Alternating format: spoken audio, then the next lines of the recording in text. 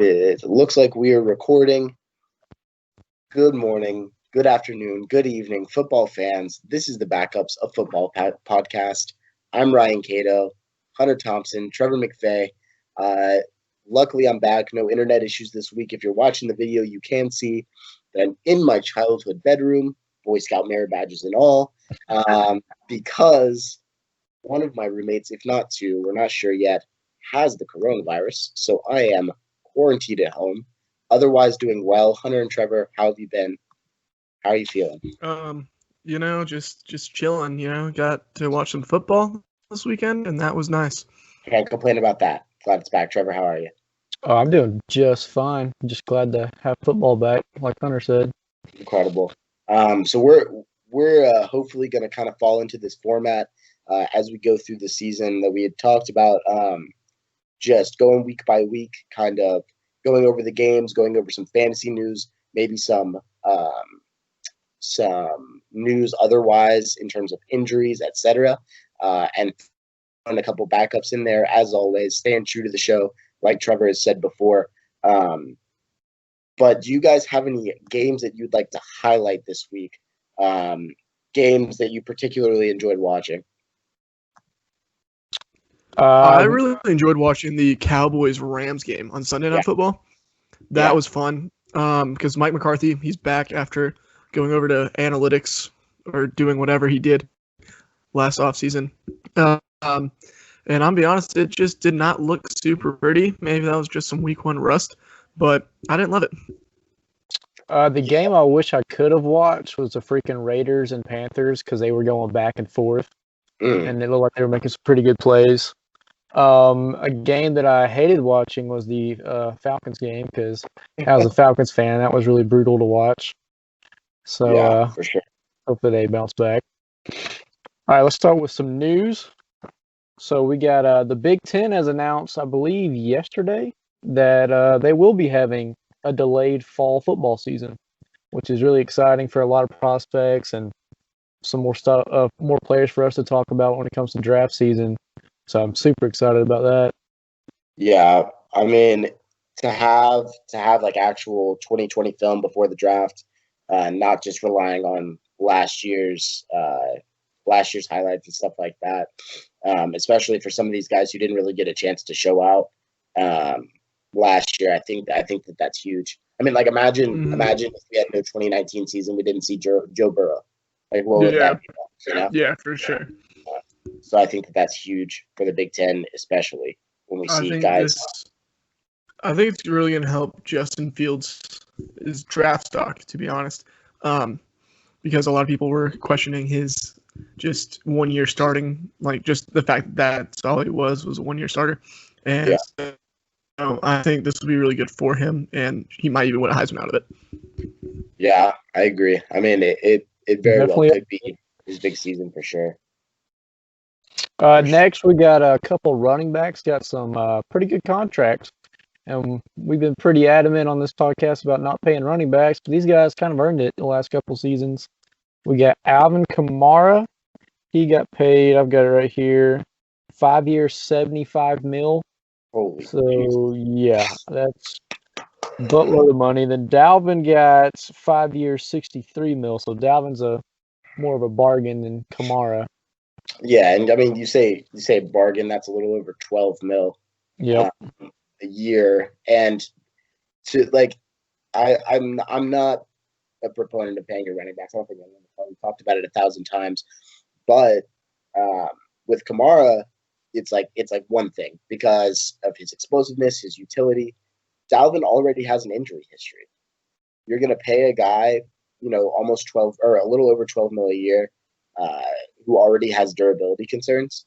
So that's what's concerning to me there, because like that's the issue with paying running backs. They don't last more than 4 or 5 years. So I don't know. You gotta be careful on that kind of thing. But the NFL seems to not listen to our podcast. I don't know. Don't pay your damn running backs. Dalvin Cook, I can justify. Sure, he's young. He's explosive. He's great when he's on the field. Alvin Kamara is, 26 now? No, I could be incredibly off. But Kamara's older. Kamara's had more injuries. He hasn't been a 1,000-yard rusher yet in his career, I don't think, or at least not last season or the season before.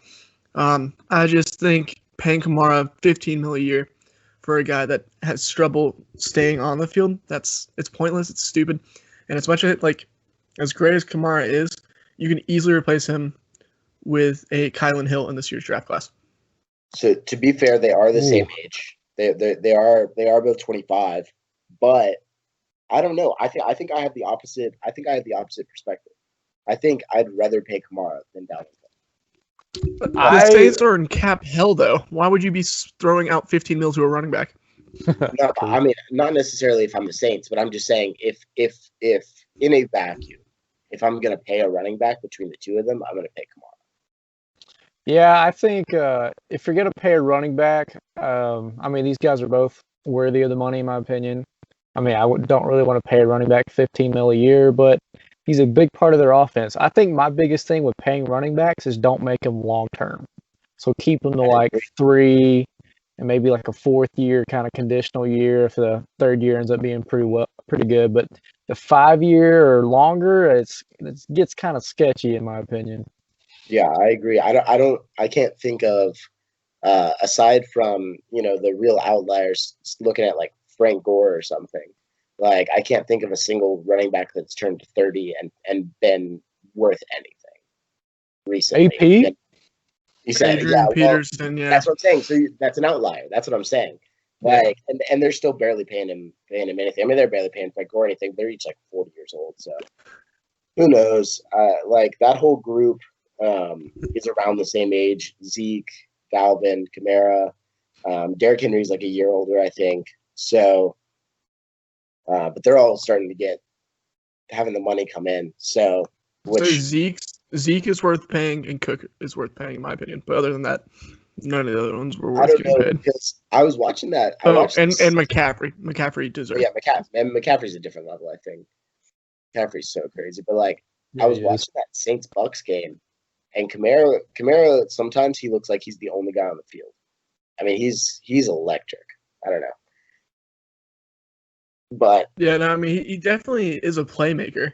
But I feel like when they went through that contract dispute and the Saints were listening to offers, I feel like it could have been more beneficial to the Saints organization to trade Kamara and just figure out some way to incorporate Taysom Hill more. Yeah, well, I mean, you have Latavius Murray, who we saw last year when Kamara was out. Latavius Murray, at least, I mean, he wasn't Kamara, but he was passable. He did his job, Mm-hmm. Big old boy, he's like 6'3". He's only 30 years old. He's doing, yeah. So maybe you're right on that. I mean, still one of the strongest rosters in the NFL, in my opinion, even without Kamara. So. Oh yeah, for sure. All right, y'all ready to jump into a Week 1 recap? Yeah, let's talk about some games. We'll start with the first game of the season. Good old Houston versus KC. What are y'all Yo.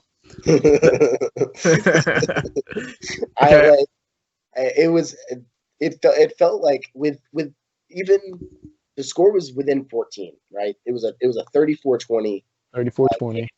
It did not feel like that. It felt not like at all. Absolute domination is what it felt like to me.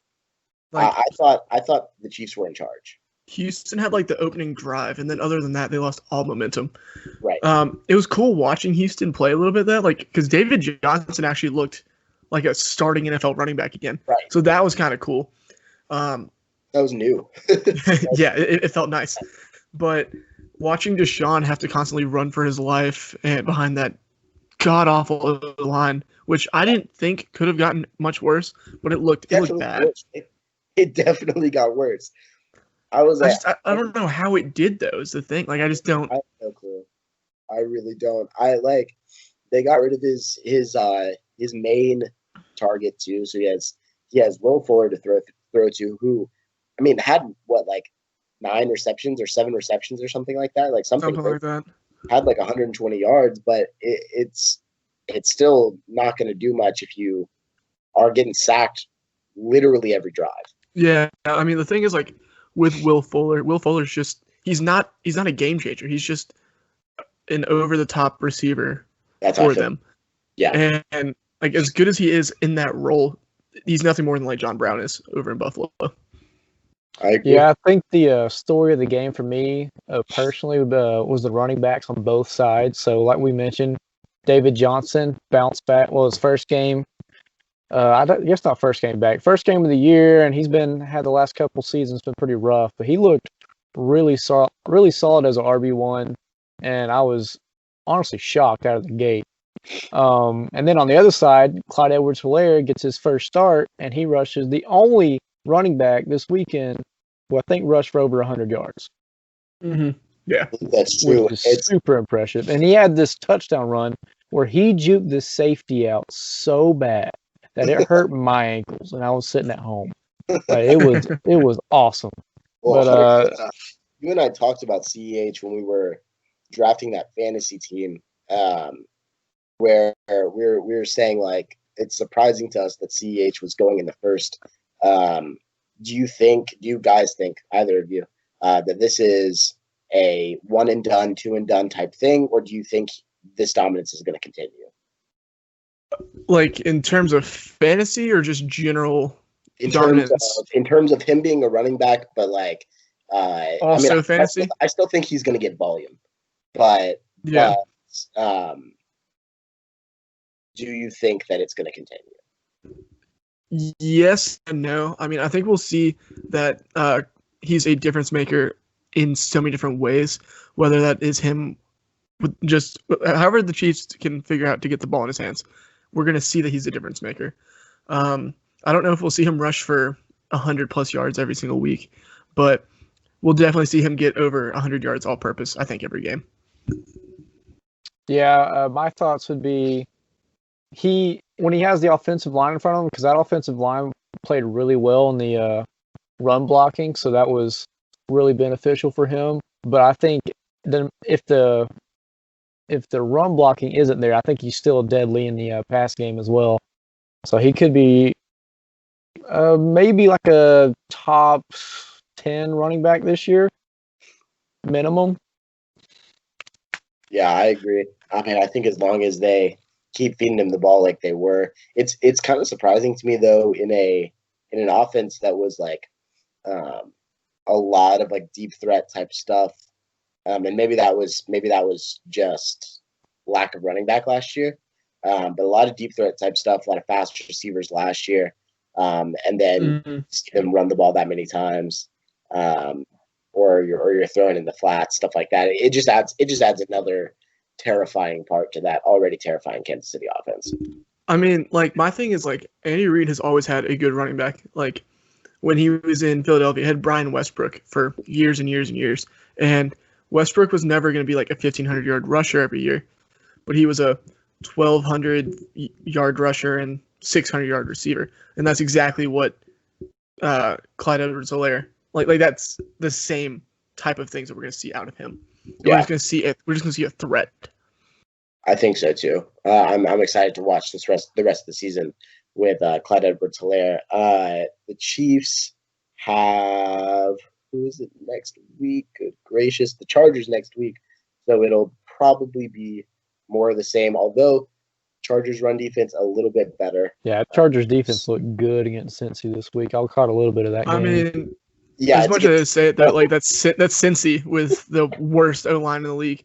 Yeah, but Joe Burrow might be worse than Houston. Yeah, it's Joe Burrow. He's a rookie. This is his first start. Did you see? Let's just go ahead and jump to that game, guys. Yeah, I want to talk about that game because I feel good about Joe Burrow. I'm not. I don't feel good about his O-line. I don't feel good about the Cincinnati Bengals. I think they're picking top 5 next year. But Joe Burrow could look kind of nice. The one touchdown run looked kind of nice. He looked poised-ish. I mean, as poised as you for can as be. much as he could be, yeah. Yeah, as much as you can be with the Chargers rushing you down every single play. One of the worst O-lines. We're hopping from Houston to Cincinnati, 2 of the worst O-lines in the league. But I feel good about Joe Burrow going forward. How do you guys feel? No, I mean, I think Joe Burrow is going to be very good going forward, but I think just I feel bad. Like he's just going to get so abused this season behind that offensive line, and we're not. I feel like his confidence might get rattled towards the end of the season if he gets hit as much as he does. Yeah, my takeaways of that game were, of course, the offensive line was bad, which hopefully it'll improve over time. They got Jonah Williams this season, so hopefully he comes back off of injury and really productive. My biggest thing was him and AJ Green were hooking up pretty early, which is a really exciting thing to see for the league because I've been missing AJ Green since he went out, and I want to see a full season out of him. So he's got decent weapons there. So he's got the skill positions there. It's just he's got to have protection to get it to him. And then the defense was meh to me. And then the Chargers, on the other hand, their defense looked nasty. I mean, it looks good against Cincinnati's O-line, but they look pretty good. I think KC might have something coming from, especially from Joey Bosa. But Mike Williams actually had a pretty decent game, which was really nice to see because I've been high on him coming out of college, but he hasn't really done a whole lot. So I'm super excited about him. Hopefully Herbert ends up being the QB by the end of the season because I'm already watching Tyrod. Yeah, Tyrod Taylor is just not great. Joshua Kelly also got some carries, rookie out of UCLA, and he looked pretty solid. My boy, Joshua Kelly. Yeah. My favorite running back in the draft class, Joshua Kelly. Legit have the UCLA jersey on right now as we speak. It's amazing. There's a reason, bro. There's a reason. Man's grown up in Jasper, never lived anywhere, but Georgia's entire life, UCLA jersey. Like, I do it for my team. Speaking of, Bengals do have the Browns next week, who got absolutely Thursday game, actually, short week. Yeah, they got trounced by the Ravens last Sunday, 36, like absolutely massacred. Ravens, another one of those teams that are probably one of the better rosters in the league.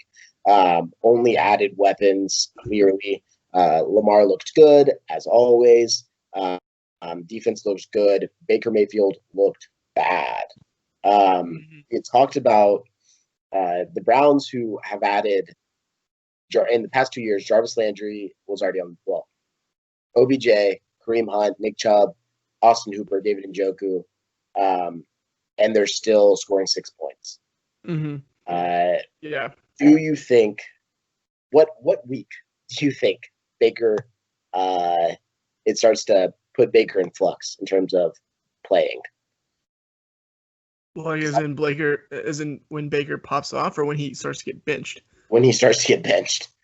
So my hot take is I think we're going to see the Browns just improve a lot over these next couple of weeks because the roster got overhauled, brand new coaching staff and everything with no preseason, no real time to incorporate anything or get real practice reps in, and they went up against one of the best teams in the NFL week 1. I mean, did you really expect much more against this Ravens roster? I mean, I expect more than 6 points. I think. I mean, the kicker clearly let them down. He got cut after this week, Austin Seibert, but he wouldn't have had the chance to let them down had the offense done anything. I mean, you have a new coaching staff. You have, you have new offensive line, but the Washington Redskins won their game this week. There's I think everybody had very little time to prepare, and I don't think that's an excuse for. I mean, they're going to lose the game, but I don't think that's an excuse for his poor performance. I mean, absolutely terrible. So I don't. Maybe I'm being too hard on them. Maybe they will improve, but it's looking. Yeah, my thoughts would have to be. I think they'll have a bounce back week this week, but I think they're going to struggle again once they play Washington because of that D line. But they should be able to take advantage of Cincinnati's corners, hopefully, for their sake. I mean, Cleveland's whole secondary is banged up. Greedy Williams hurt. I think Denzel Ward isn't healthy. Their safeties aren't healthy. So the Ravens got the feast on that. And then they've had constant linebacker troubles in the offseason. So they weren't exactly healthy on defense. Now, for offense, there should be no excuses. I mean, everyone was there. You had Nick Chubb, Kareem Hunt, Landry, Odell, Austin Hooper, and Harrison Bryant, Joku, whichever one got more snaps. And you put up 6 points. I mean, it was in Baltimore, but there's no fans, so that shouldn't be too much of a factor either. There's not many excuses for the offensive side of the ball this week. Should be a major improvement against Cincy, but if not, might be calling for Baker's head before too long. That's how I feel too. I don't know. I just think the week one was a bit of an overreaction. However, I do think if it doesn't pick up by week, I don't know, 8, then I think they'll see Case Keenum. Yeah, I think it might be sooner than that. It depends on how hard the coaching staff will be on Baker. But I do want to jump to one of those Monday night games, that is Steelers-Giants. We talked about the Browns having a pretty young and new offensive line. I think we saw that from the Giants too. Andrew Thomas started at left tackle, and Saquon had 6 yards. Now I'm not great because I had him in fantasy, and Hunter did beat me this week behind Saquon's poor performance. Suck it. But I do want to talk about that, the Giants offense, and what we're going to see from them, hopefully coming this season, as well as the crazy Steelers defense. Yeah, that game was actually surprisingly fun to watch, especially in the first half. Surprisingly, Danny Dimes is actually pretty dang good. I mean, he had this one bonehead interception that TJ Watt made a great play on. Yeah. Faked the outside rush and just dropped back in coverage and just jumped up and snatched it. But he had this gorgeous TD throw to, I think it was Darius Slayton down the field. Yeah. And I mean, he's athletic. When there's nothing there, he'll run, get you 6 to 10 yards. I was really impressed with him. Saquon couldn't really do much. I mean, Andrew Thomas, his first start as left tackle in the NFL, was pretty solid. It wasn't great, but it was pretty good. I mean, I was surprised. The defense is not too great. Lorenzo Carter actually had a pretty solid pretty solid game. I didn't think he was going to be very good in the NFL, but I was wrong so far. Pittsburgh, on the other hand, their defense looks good. Like it normally does, but it looks good. Offense-wise, Roethlisberger, first game back since he got put on IR last year. He looks solid. There's a little rust early, but he was hitting Deontay Johnson, Juju a little bit. James Washington had a TD where he just beast moded through like 3 or 4 Giants. James Conner got hurt. He didn't look that great, to be honest, beforehand, but then Benny Snell comes in, and I think he's a second-year guy out of Kentucky, and he rushed his ass off. So I thought that was awesome. Overall, so I was surprised with the Giants and impressed with the Steelers. Yeah. I mean, we all knew coming into the season that Pittsburgh had this elite defense and everything. And I'm going to be honest, like, the Giants are young all the way around. And so it was just gonna be a field day for that Pittsburgh defense. It was cool to see the Giants put on even as much of a game as they did. I don't think the Saquon 6-yard performance thing is anything to worry about. I think he'll be fine because it's Saquon Barkley. But it was cool. Like, it looked like Daniel Jones has at least taken somewhat of a step forward in his game. Darius Slayton is an absolute difference maker on that offense, and I was incredibly wrong about that. So, the only thing I am concerned about when it comes to the rest of the Giants' schedule is they do play the AFC North and the NFC West. So that means the 49ers, that means the Seahawks, that means the Cardinals, that means the Rams. Some excellent lines in there, as well as they play Washington twice, who we can talk about them in a minute, or we can talk about them now. But either way, the line looked great, I thought, on Sunday against the Eagles, and Washington looked like a pretty good team. Like I wasn't mad at Washington's front seven, at least on the defense. I mean, the offense, they scored 27 points. None of it was Dwayne Haskins doing. He's probably one of the worst quarterbacks in the league. We talked about that in our last episode, but spicy take. I think Haskins actually did everything he needed to do to win the game. He was just kind of facilitating the rest of the quick-paced offense that they were running. I agree. I think he did too. I just didn't think that it was Haskins wasn't the star of the show by any means, is all I'm saying. No, and they didn't need Haskins to be the star of the show, and they don't need Haskins to be the star of the show on that roster. When they have that defensive line like they do, that will always be the star of the show. Chase Young, Ryan Kerrigan, Deron Payne, Jonathan Allen, all of them, those are the stars. Montez Sweat, those are all the stars of the show. Dwayne Haskins just needs to not make mistakes. Right. I mean, I just didn't think it was much special, but it was 27 points. Like, you can't be upset at that. Yeah, story of the game for me started from Philadelphia's side. They were up 17-0, and then lost 27-17. So I'm not sure what happened there. They had 3 offensive linemen who were not starters. They were all backups, and they got eaten alive by Washington's defensive line. They had 8 sacks. Chase Young's debut went fantastic. All Wentz did was throw to his tight ends, Ertz and Goddard. The running game, I'm not sure how it went. I've got the stats pulled up. Byron Scott got most of the carries. He had 9 carries, 35 yards, which is okay. But Philly might be in trouble early if their O-line didn't get healthy. I did see there was a headline that 2 of the 3 starters were looking like they may start this week. So it's a really promising sign. Really promising sign for them. And then with the Washington football team. My bad. Running game was not that great. Peyton Barber ended up punching in 2 TDs from like inside the 10 or inside the 5. And then Antonio Gibson, his first NFL game, went okay. I think it's his first NFL game. He's a rookie, right? Yeah, he's a rookie. It was definitely kind of running back by committee. J.D. McKissick also saw like 31 snaps.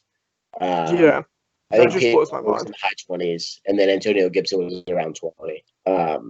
Running game was huge, like you said. Peyton Barber punching in the touchdowns. But I mean, I kind of feel good about Washington football team led by Ron Rivera.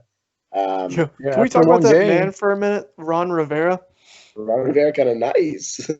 Can we talk about how that man went and got an IV during halftime so he could finish coaching the game? Yeah, and if you didn't know, this man does have cancer. It came out during the off season. So he's out there with cancer, getting IV bags and winning football games in the division.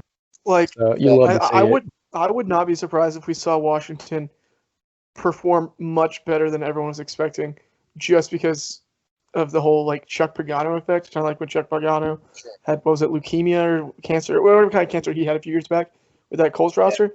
I wouldn't be surprised if we see a similar thing with this Washington team. They're also leading their division because everybody else lost. That's true. And they're young, they're piped up, they got something to play for. They're playing in the weakest division in football. I mean, you could one of them steal a few games. Do y'all think after watching or after seeing Washington's week 1 and looking at the rest of the NFC East, do you think there's a chance they could win this division? No. Okay. Here's the thing, right? So I watched the Cowboys-Rams game. The Cowboys did not look good against the Rams, who I think are an average team. And I think the Rams might be the worst team in the NFC West. But that's not saying much because, the division is good. Mm-hmm. But Eagles obviously didn't look good in the second half of that game. And the Giants, I don't think, are very good, although they were playing probably the best defense in football. Mm-hmm. I think it might be an overreaction to say that they could win the division, but maybe not. I mean, that's concerning to me. If I saw an 8-win Washington team sneak into the playoffs, I honestly would not be surprised. Like, if they won the division and snuck in with like 8 or 9 wins, I truthfully would not be too surprised after seeing the decisions that they made this offseason. picking up Ron Rivera, drafting Chase Young, those two things are such impactful for that roster.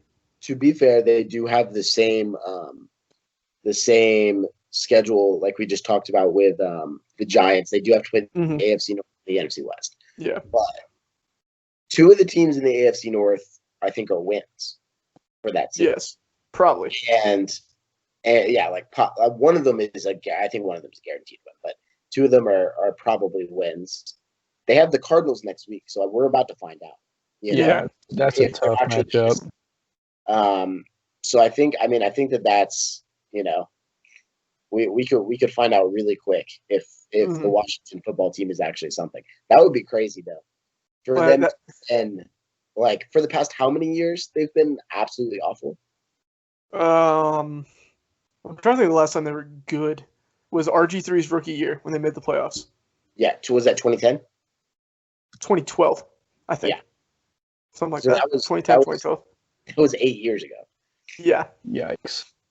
So and they've been cellar dwellers ever since. Which and for that kind of turnaround, maybe that could happen. That'd be exciting. All it took was Darius Geis getting arrested. So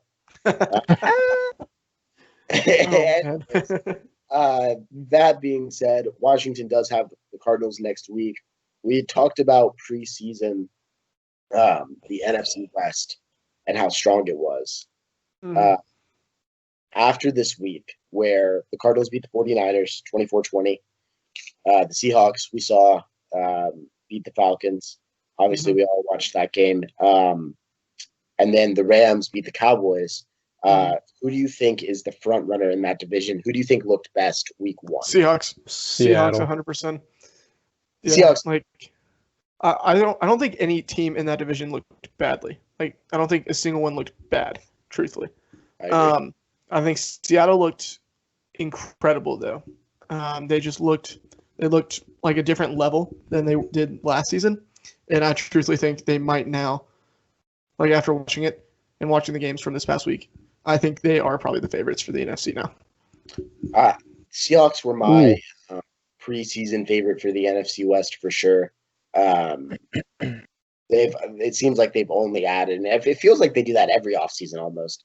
They just only add to their team. It's never like, oh man, I'm not sure if Seattle's going to be too great this year. I never feel that way as of recent, but I thought the Seahawks looked like they were on a different level. Of course, they were playing out of all the teams, they were playing the worst team. Sorry to say it, boys, but the Falcons were the easiest team on an NFC. Let's break down the game, Ryan. So Seattle got to take on a Falcons defense, which is notoriously bad. Right. Get a young secondary, a average probably at best front seven. Grady Jarrett, Deion Jones. There's the highlights. Then Dante Fowler had a really good first game as a Falcon, but it wasn't enough. Seahawks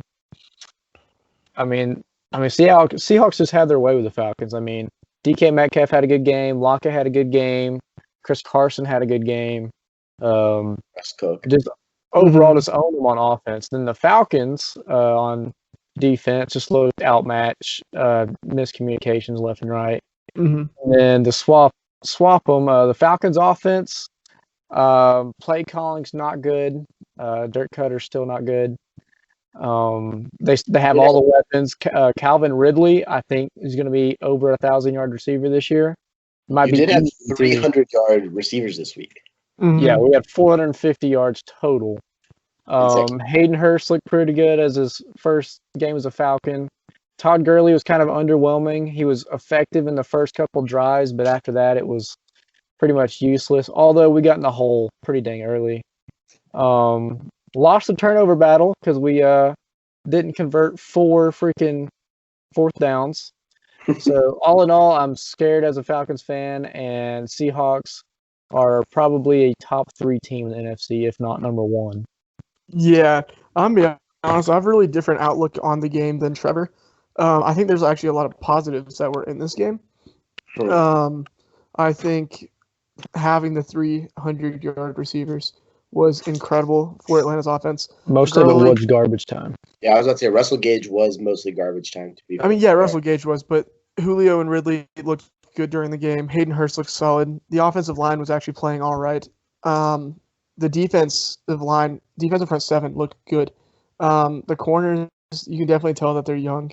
And I'll be honest, a big thing why I'm not super worried, I think this is an overreaction statement on Trevor's end, is Atlanta is notoriously bad week one under Dan Quinn. Atlanta's notoriously bad under Dan Quinn, though. Well, I mean, Atlanta has, in Dan Quinn's tenure as the coach, Atlanta has only won one week one matchup, and that was against a Mike Glennon-led Chicago Bears. And we've made it to the playoffs 3 of those years. We've made it to a Super Bowl 1 of those years. I think the statements about us being terrible is a bit overreactionary. Well, I'm not saying we're terrible. I just think there's got to be a lot of improvement for us to be good.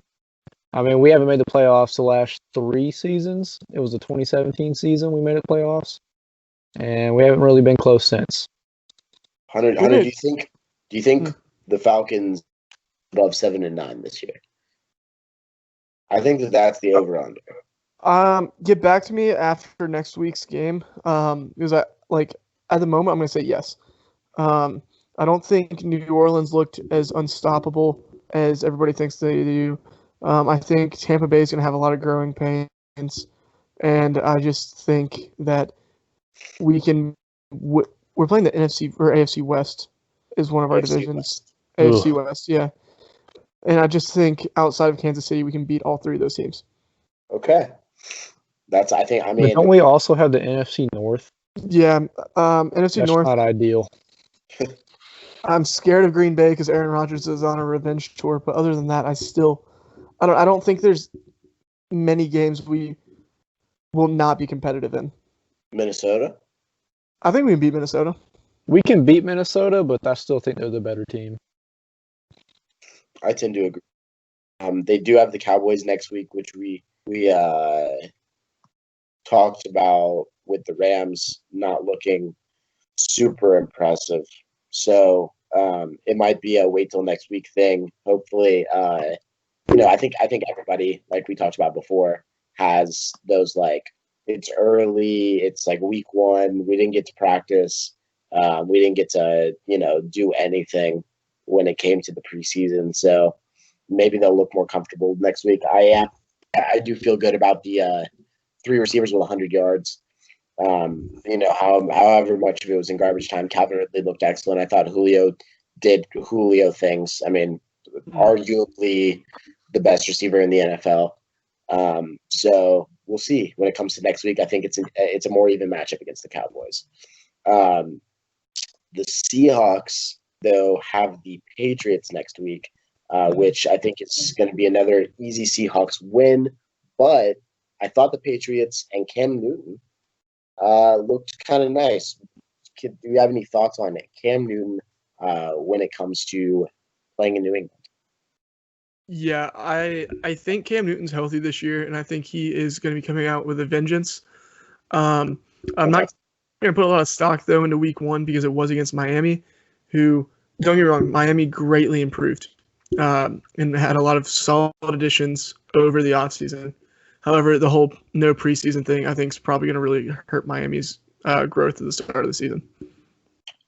Yeah, I tend to agree, and I think the real question. I mean, I think I agree with your Cam statement. I think he's out for revenge. I think people kind of counted him out, and so it's about time. I would love to see MVP Cam again. I want to see him, but MVP Cam was one of the most ridiculous things I remember ever seeing in the NFL. Mm-hmm. But I think the real question is, when it comes to that game, is when does Fitzpatrick get replaced? I'd love to see Tua. Week 3. I think week 3 is when we'll see Tua. Really? Yeah. What are your thoughts on that game, sir? Yeah, I caught some of that game. I was flipping back and forth.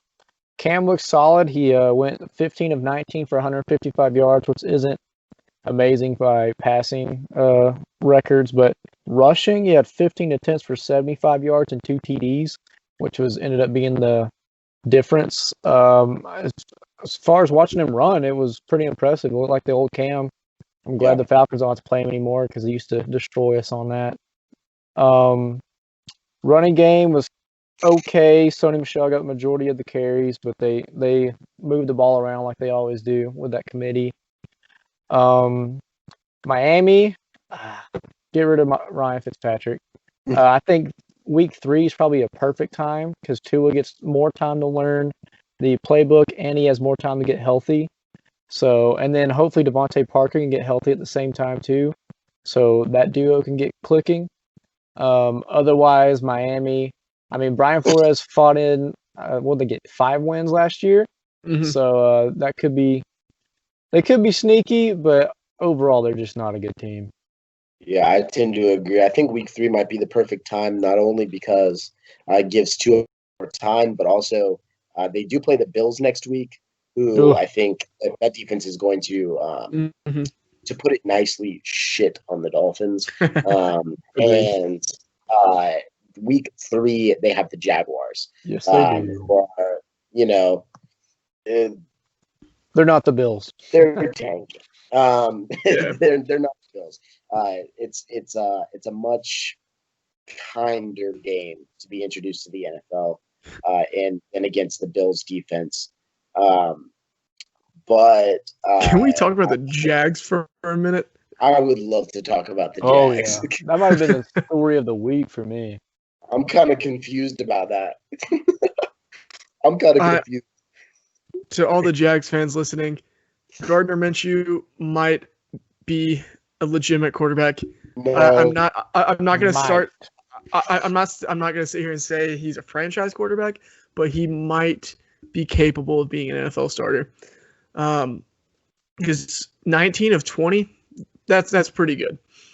Yeah, sure, I agree. It was a confusing game for me because I was like, all right, the Colts are back. They added DeForest Buckner.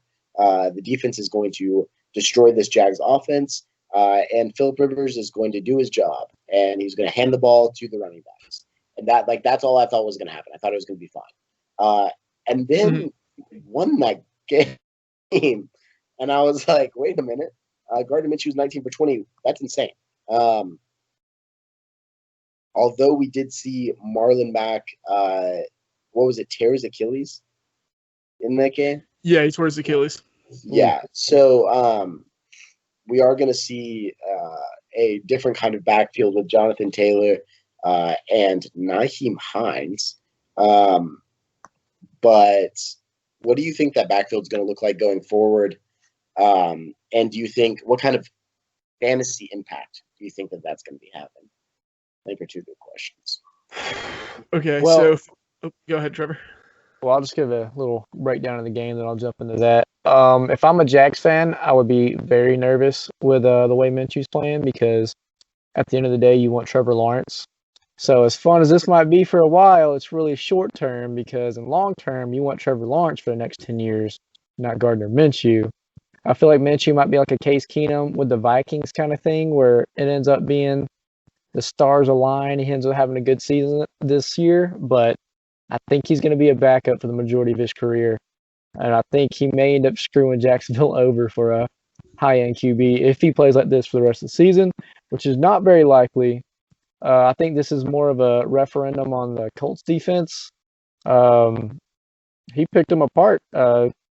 And then Philip Rivers, out of all the aging QBs, he may have been the worst this week. It did not look good. 1 touchdown, 2 interceptions. Should have been an easy team to beat. Didn't pull it through, though. And then, I mean, it doesn't help that Marlon Mack went down. Now, going to the backfield, I am stoked about Jonathan Taylor getting more touches. Because I have him on one of my fantasy teams. He didn't get a single touch, I don't think, in the first half. Then Matt goes down. In the second half, he really starts to get it going, and he ended up having a pretty solid debut for only half a game. So him and Hines will be fighting for that RB1 the next couple weeks, and we'll see who comes out of that. So really excited about that for them. But I would just, if I'm them, throw that game away because they should have won that game. Yeah, that's kind of how I feel too. I did end up getting in our league, the league that all three of us are in, that I am playing Trevor in this week. I did end up getting Naheem Hines off the waivers. Yeah, not great. Yeah, I don't think I'm going to play him this week, honestly, though, because I'm concerned about what JT's role is going to look like, and if that's going to overshadow Naheem Hines when it comes to this coming week. But he did have a pass catching role and a big one this last week, so it's going to be interesting to see what that offense even looks like going forward. The same goes for like T.Y. Hilton. Didn't get as many looks, but Paris Campbell on that offense got more looks than anybody Finally else. healthy.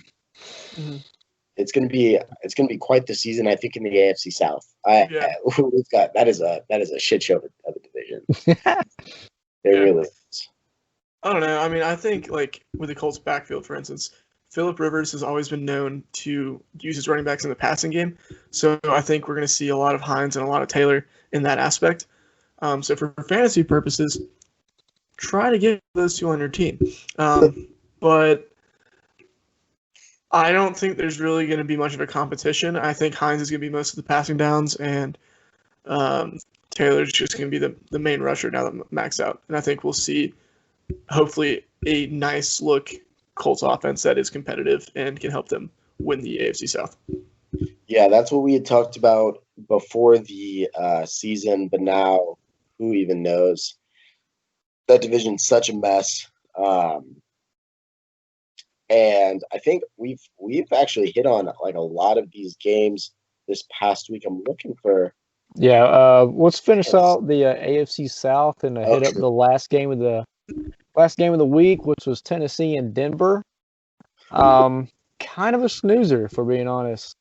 16-14, Titans get the win. Tannehill looked pretty solid. I was pretty happy with his play. A.J. Brown kind of got shut down, but Corey Davis, the former first-round pick in 2015, actually had a solid day. Maybe it's 2016. Correct me if I'm wrong.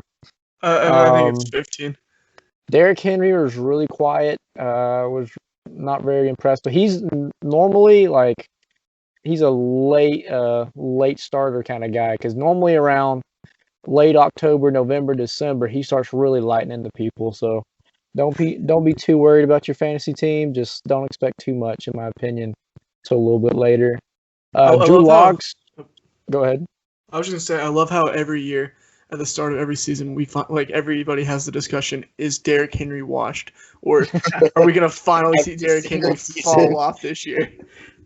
And I want to have that conversation so badly, but I know it. The minute I start saying Derrick Henry's washed, he's just gonna come back and prove me wrong in like 160 yards and 3 TDs.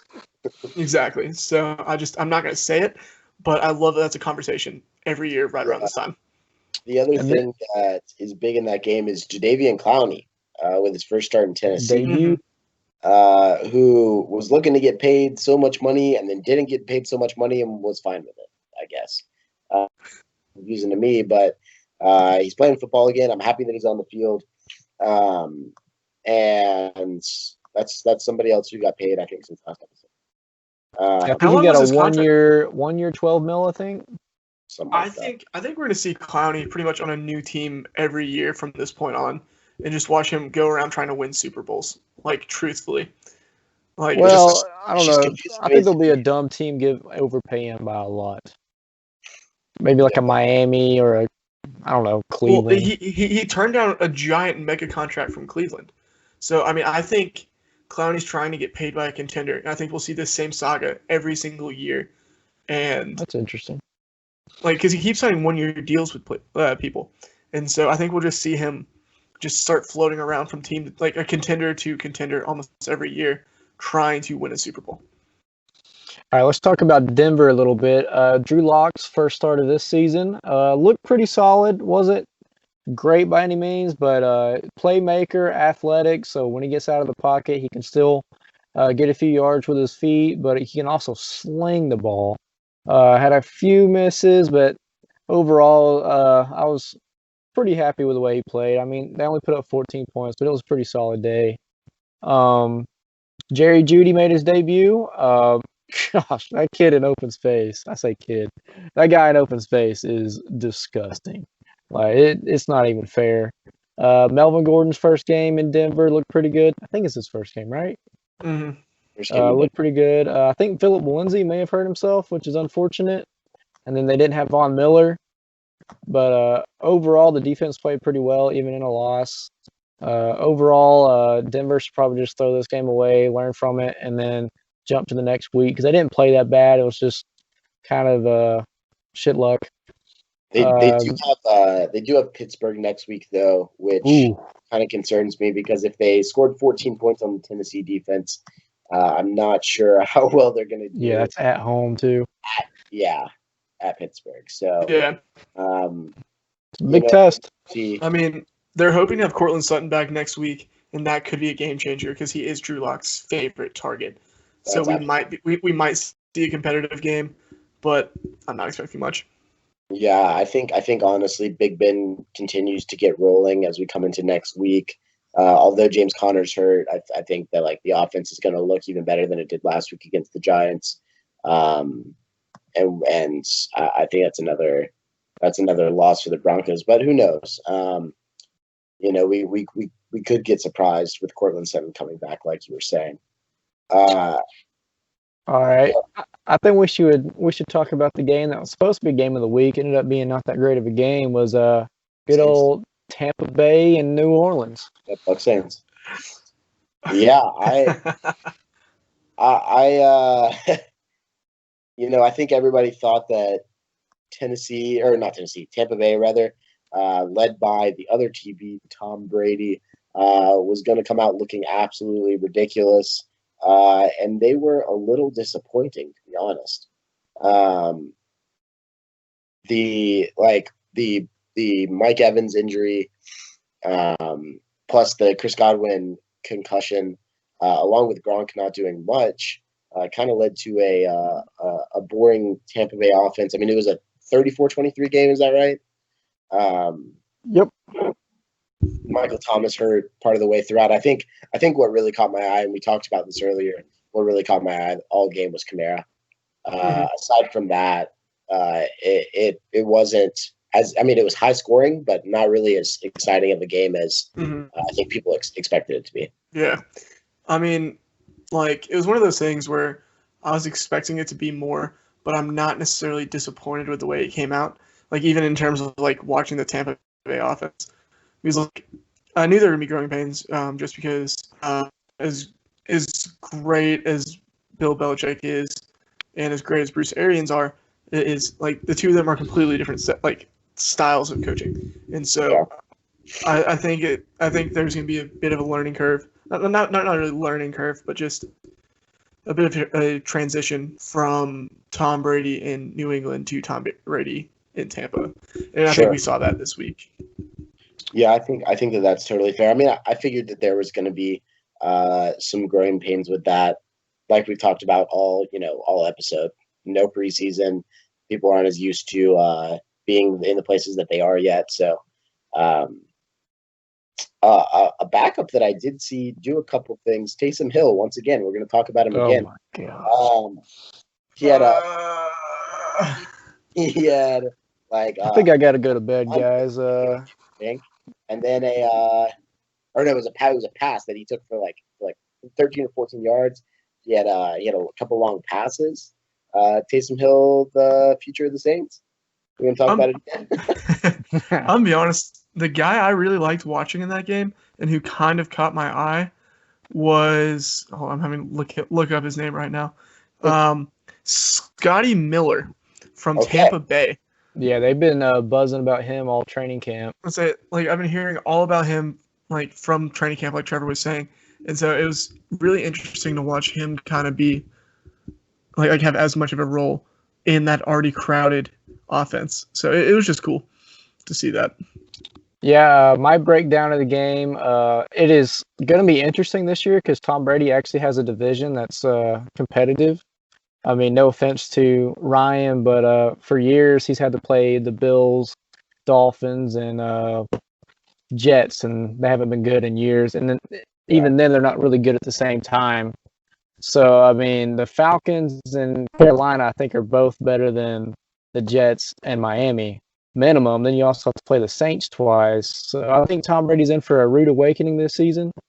But their defense, I freaking love their defense. It's so good.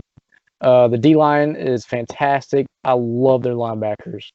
Freaking Devin White and is it the other one, Levante David? Yeah. I don't know. Yeah, I think it is. They were all over the field. They look fantastic.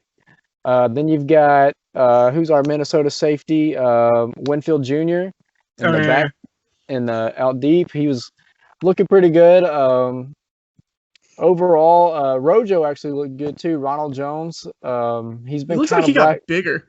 Yeah, I was shocked at that too because he looked pretty lackluster the last couple seasons, but he had a really decent game. So there are some promising points for Tampa Bay. So I wouldn't be too worried, but I was not that impressed. With the Saints, though, the Saints look solid. The offensive line held up against that D line. Kamara looked good, especially healthy Kamara. When Kamara's healthy, he is top 3, top 5 in the league. Easy. Then you had Michael Thomas go down, which is really unfortunate for them because he's the reception machine from 7 yards out. And so he's questionable for next week. So that's a pretty big storyline for them. Yeah. Jared Cook actually got a good. Called it a high ankle sprain, I think. Is that right? Ooh. Yeah. He said he might try to play on it. I saw that. I was watching some analysis earlier today. I think I don't remember who it was. They were talking about he said he wants to play on it, but do they say, hey, just sit it out and we'll wait till week 10 when we're actually making a real push? And I mean, yeah, I don't know. I would sit him for at least week 2, maybe even 3, just because like high ankle sprains are nasty. Those things take forever to heal. Yeah, I mean, I sit him longer than that. I mean, you like if he's your number one receiver guy that you want, to be leading your team, then you got to be careful with him. But that leaves people who took Michael Thomas pick number 4 in shambles. Yeah, left him out to dry. That's tough. Let's see. Okay, let's talk about your Bills for a minute. Ooh. Yeah, I thought the Bills looked great this week. Stephon Diggs was really adding something to that offense, and you could tell he was creating separation so that wherever Josh Allen was throwing the ball, he was there. I thought John Brown looked good. I wasn't upset at that. The defense I thought looked excellent. Of course, they were playing the Jets, and the Jets are not good. They are very, very bad, and so probably half that game was played in garbage time. So it's I would love to see what that looks like next week when they're playing. I'm trying to remember who they've got next week. They have the Dolphins, so maybe it won't be next week. Maybe it'll be the week after, but I'd love to see a real challenge for the Bills, what that looks like going forward. Mm-hmm. And I feel good about them. Yeah, I mean, they looked good. Josh Allen was a difference maker, and he looked good. Granted, it's the Jets, but still, like you were saying. Stephon Diggs, I really like what he added to the offense. He takes them to a different level. Like, it's so cool watching teams get a true number one and watch them go from having no real weapon or no real consistent weapon to having a dominant playmaker. It's kind of like the reverse of what we're seeing with Houston right now. They traded away D-Hop, and now they don't really have anybody that can take over the game on offense. So it's really interesting to see that, and it's cool to see that. Yeah, I think the story of this matchup was Josh Allen. He had 3 total touchdowns, 1 passing and 2 rushing. But a little bit of a knock is he had 2 fumbles for losses, so that's not that great. He's going to need to button that up, especially you can't do that against more top-end teams. I think they play somebody pretty good next week. which is They play let's see. Miami. Oh, never mind. They play Miami. Excuse me. But I think Hunter has to eat a little bit of shit because he said John Brown was going to be worthless. And Homeboy got the most Yeah. targets and actually had a TD. And I like John Brown. I was going to try to let that one slide under the bus. You just have to eat a little fish. Right? Just a little. Just a little. Okay. Just a spoon. Running games. The running game's a little concerning. Singletary and Zach Moss, they did okay. But if they're going to want to run the clock out against bad teams, I think they're going to have to step up.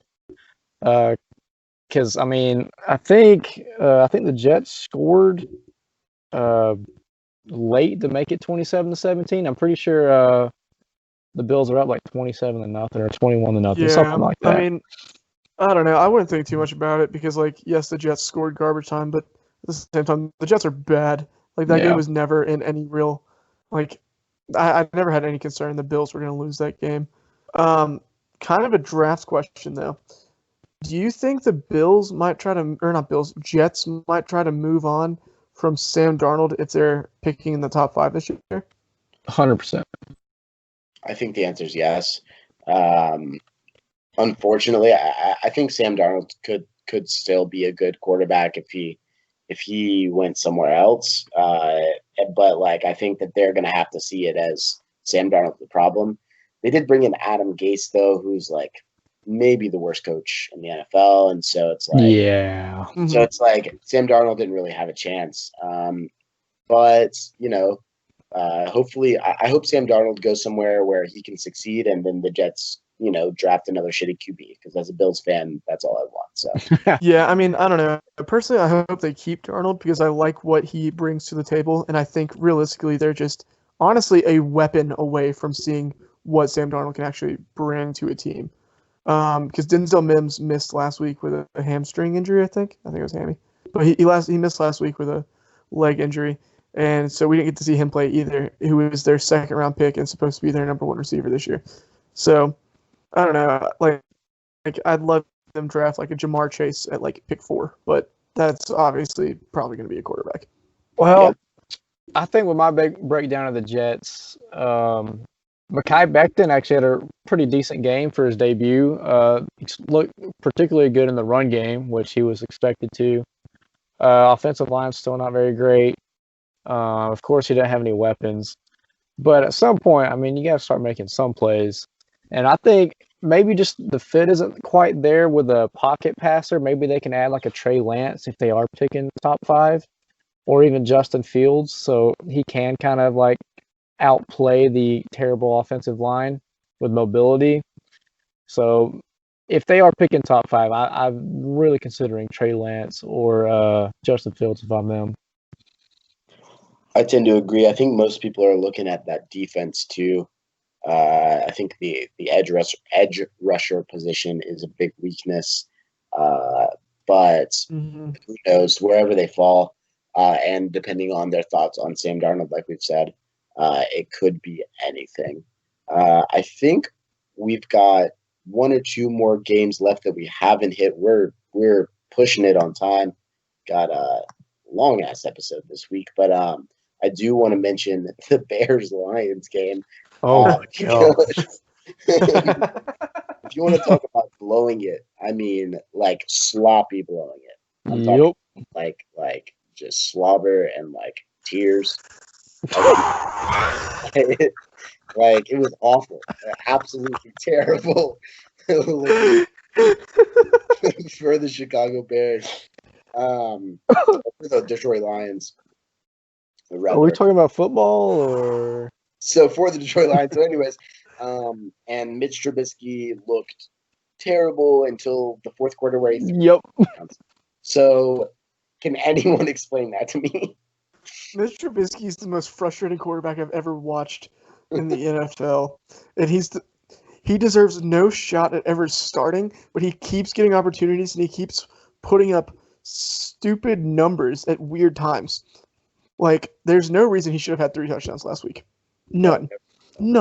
Like, for context, this man's average completion percentage was, or not average, his average attempt his average yards was 6.7 yards per completion. Yikes. That's terrible. That's so bad. But we're going to sit here and say, oh, Mr. Trubisky threw 3 touchdowns. I guess we can let him start next week. I guess. Just to do a little quick recap. They scored 21 points in the fourth quarter to win this game. DeAndre Swift, the rookie, my RB1 coming out of this draft, dropped a game-winning TD with the clock getting, I think it may have expired when he dropped it. So Detroit should have won this game before the fourth quarter, and then they should have won the game on the last or second to last play. So Detroit really botched this one. Matt Patricia, it's not looking good, buddy. This might be his last year. TJ Hawkinson had a bounce-back game because he kind of struggled his rookie year, but he had a really solid performance. Time might be ticking on Matthew Stafford, too. He's really talented, but just winning games he can't help that Swift dropped the ball, but come on, man. Overall, it was just a really just shit game. I think the Lions have just been in the absolute cellar over the past few years. I don't think that that's Matt Stafford's fault because I think Matt Stafford's actually a pretty good quarterback. But Stafford is incredible when he's healthy. They've done nothing for Matthew Stafford in Detroit. True. So both teams had a good run game. Nothing. Let's jump into the Green Bay and Minnesota game. Yeah. And I want to talk about the Aaron Rodgers revenge tour. So, as every media NFL analyst graded that they probably had the worst or second to worst draft, depending on who you ask, but majority was the worst. Taking Jordan Love in the first round has got to piss you off, as it obviously did with Aaron Rodgers, because he popped off for 364 yards and 4 TDs to win 43-34 against the Vikings, who have been giving him trouble the last couple seasons. No one can name his second wide receiver, but hell, Aaron Jones had a TD, Devontae Adams had 2 TDs, and then you had Lazard and Scantling had a TD each. Overall, a great game for the Packers. Vikings, I'm not sure what happened. Cousins, 19-25, 260 yards, 2 TDs, and an interception. Overall, solid game for Cousins. I guess the defense, which lost some players in the offseason and probably won't be as good, I guess that might have been the difference maker this time. Yeah, I just want to. It's absolutely insane to me that Devontae Adams had 14 receptions for 156 yards and 2 touchdowns. Yeah, 14 receptions. I mean, it's like he's the only man on earth. Aaron Rodgers must genuinely be in love with him. He really is the only person for Aaron Rodgers. And Lazard still scored a touchdown. It's crazy to me. It's because they didn't have Xavier Rhodes on it. Yeah, Xavier Rhodes was shutting him down last year, but Devontae Adams was the fantasy baby this week. 41 points, something like that in PPR. So that's absolutely insane. And I think that's going to continue. I think I see no sign of that stopping. Oh yeah, revenge tour. Because he's still the only person in Green Bay. Do what? He's still the only person in Green Bay. All right, two more games to talk about. Oh, unless Hunter, you got something? Well, I was just gonna say, after this game, it's becoming clear that Devontae Adams is truly establishing himself as a top 5 receiver in the NFL. Outside of Julio, D-Hop, and Michael Thomas, the other 2 in the top 5 have always kind of been wishy-washy. But I think Devontae Adams is finally establishing himself in the top 5. Well, I think what it comes down to is Julio. I think Julio and D-Hop are the top 2. And then you see guys like Mike Thomas and Devontae Adams, who are both incredibly talented. But it's also a volume thing for them. They're getting the ball 20 times a game. So it's how can you not be a stat man if you're getting past the ball all the time? Want to reiterate, super good receivers, top 5 in the NFL. But I think Julio and D-Hop are not only getting the volume, but they're talent-wise are insane. Mm-hmm. Yeah, that's fair. Actually, I think we have 3 games left to talk about. So we're going to jump into the Raiders and Panthers. So it's Matt Rule's first game as a head coach in the NFL. They at home against Las Vegas, and this game was a shootout. They went back and forth the whole game. McCaffrey, I think, had 2 TDs, but the better running back on the field was Josh Jacobs, who had 93 yards and 3 TDs, which he ended up being the difference maker in the game, in my opinion. Derek Carr had a solid game. Henry Ruggs had made his debut, and he had the most yards for them. Still looking for that clear wide receiver 1 for the Raiders, but overall, a pretty dang good win on the road for them.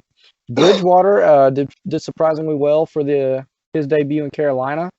I honestly was pretty down on him, as you could see in my last rankings. McCaffrey put up 96 yards with 2 TDs. Robbie Anderson, who I didn't think would fit Teddy Bridgewater, actually had 115 yards receiving. So overall, I think both these teams are in a pretty good spot. Carolina was better than I thought they were going to be, and Las Vegas is better than I thought they were going to be as well. So overall, I wish I could have watched this game. Yeah, I thought they looked nicer than I thought Carolina especially looked nicer than I thought they were going to be. Robbie Anderson did have 115 yards. There was one 75-yard touchdown pass, which was like a good amount of it, but still 115 yards, 115 yards. Right. It was surprising to see Carolina actually put up 30 points behind Teddy Bridgewater. I still think that they're going to be a pretty bad team. I'm not seeing too much hope in Carolina still, but defense is rough to start the season. So yeah, I don't know. I think it's a little concerning for like if I'm a Raiders to see Carolina put up 30 points on you. Yeah, because Teddy Bridgewater's the quarterback, and they don't really have a dominant receiver. So, like, it's just it. I would be concerned if I'm a Raiders fan about that. But like, I liked what the Raiders did on offense against a solid defense, or well, not solid, but a Carolina defense that has solid pieces in place. But I would be I'm still like a little confused about how Carolina put up 30 points. All right, let's jump into let's go Arizona and San Francisco. We sort of hit on that earlier, I think, but we were just talking about the NFC West. But yeah. I thought Arizona looked good. I mean, the offense was strong. D-Hop looked like D-Hop, and I think that was the scariest part. Oh yeah, yeah. D-Hop absolutely popped off this week. But I think the bigger storyline is honestly the Niners. They looked like they had a bad case of the Super Bowl hangover, in my opinion. Yeah. And they just did not look nearly as crisp or as dominant as they did last season. Yeah, my takeaway would be Kyler Murray's the real deal. Number 1 overall pick. He was very controversial because of his size, but his playmaking and accuracy it's no joke. Ended up beating a really good defense. San Francisco might be on that hangover alert as far as this season. Garoppolo didn't look great. He was overthrowing players. Mostert had a good game. But other than that, there's not a whole lot of positives, which, I mean, Deebo Samuel and Ayuk, Brandon Ayuk, their first-round pick, neither one of them played, if I remember correctly. But I'd like to see more from San Francisco. All right, last game for good old Ethan Pope from last episode. We're talking about Dallas and good old Rams. Yeah, we had hit on that earlier. I feel like we didn't go too we just kind of more hit on Dallas, but we didn't really hit on the game. Yeah. Go for it. Yeah, I'll jump in. CeeDee Lamb's debut was very promising. He caught just about everything that came to him. Zeke, I can't remember his yardage, but he didn't seem that dominant as usual. Dak had a decent game, not great. Leighton Vander Esch going down for a few weeks is huge for them because he really shores up the middle of that defense. with the Rams, Jared Goff looked pretty good. Their running game may have been the story of the game, though, because Malcolm Brown had a really nice game. Ended up, I think, with 2 TDs. Yeah, he did. Robert Woods had a decent game.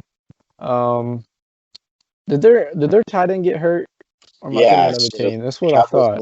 Blake went down, who people were talking about could possibly be another addition to that Dallas offense. Went down pretty early, I think, with a knee injury. So that's a blow to that offense, but still a loaded offense with the receivers there: Amari Cooper, CeeDee Lamb, Michael Gallup, as well as Zeke, and behind a still very strong offensive line. Yeah, I don't know. I mean, I thought the Rams looked good. I thought Dallas. I guess it looked like McCarthy was kind of shaking off some cobwebs in terms of the coaching aspects. But I think this week we're going to see the Rams just dominate the Eagles with Aaron Donald getting after that already weak O-line. And then the Cowboys-Atlanta game is going to be very solid all the way around. Yeah, I think both teams look good. It was just whoever got that last play in the end. So I don't think there's too much to worry about for these teams. Yeah, I thought the Rams' offense looked really good too. Oh yeah, they were looking quick. It was giving me some Shanny vibes at the beginning. I was like, okay, Sean McVay, tell me more. Whisper in my ear a little bit more, coaches. Yeah, that's what I'm saying, for real. I was going, I kind of like that. So I am excited to watch that as we continue into the season. Did y'all see that thing on Twitter last week about Aaron Donald and the metric of him being bad at run defense?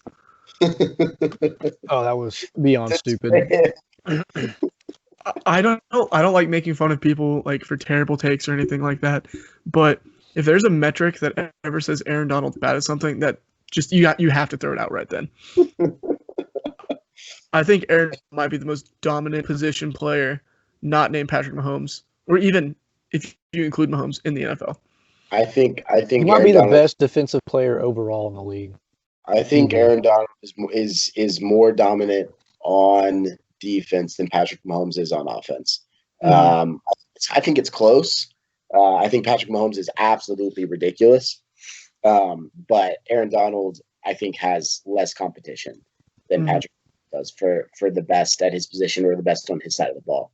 He is absolutely insane. I mean, watching him get double teamed by the Cowboys offensive line and then watching him beat it most of the time was one of the crazier things I've watched. One of the crazier things I've watched in any game there. Yeah, I mean, it's mind-blowing. I mean, it's one of those things. If you took Aaron Donald out of the Rams defense, I think the Rams defense would be hurt a lot more than when you took Patrick Mahomes out of KC's offense. I tend to agree. Well, thanks for listening, everybody. Hope your fantasy lineups did pretty well.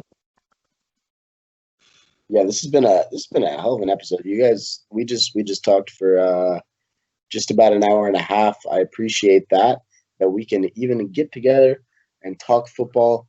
Hopefully, we'll be doing this every single week.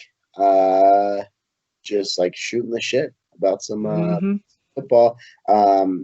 Like Trevor said, thank you for listening. Hunter, you got anything to say before I close this out? Thank you, guys, for just always, the support that we get. It's not a lot, but we take it. Well, we get some, and that's what we like. Follow us on Twitter at the Backups Cast. Subscribe to our YouTube so you don't just have to hear our voices; you can see our faces. You get 2 for 1. Which is you can just look at the Backups Cast. We're on Spotify. We're on Apple Podcasts. Hopefully, you're listening to us on one of those right now. And good night. Thank you very much.